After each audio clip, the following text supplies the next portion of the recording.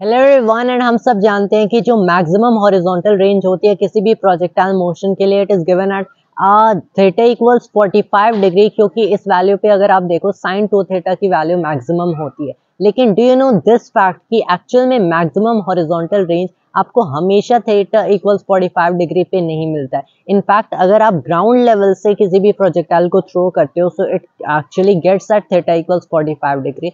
लेकिन अगर आपने ग्राउंड से अबव से किसी बिल्डिंग से या फिर अबव ग्राउंड आपने किसी और चीज पे खड़े होके समहाउ थीटा इक्वल्स 45 डिग्री पे फेंकने की कोशिश की, so you want actually get maximum horizontal range.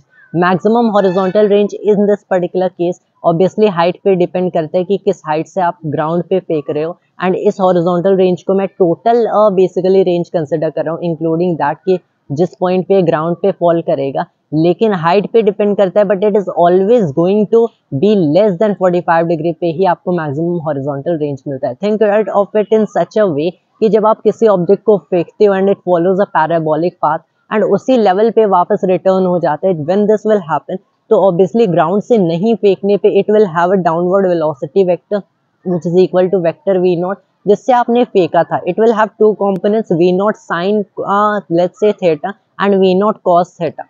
अगर आपने थीटा को लेस देन 45 डिग्री करा है तो इस पर्टिकुलर केस में आपको मिलेगा sine theta will be less than V naught by root two, जो कि आपको general case at theta equals 45 degree पे मिलता है।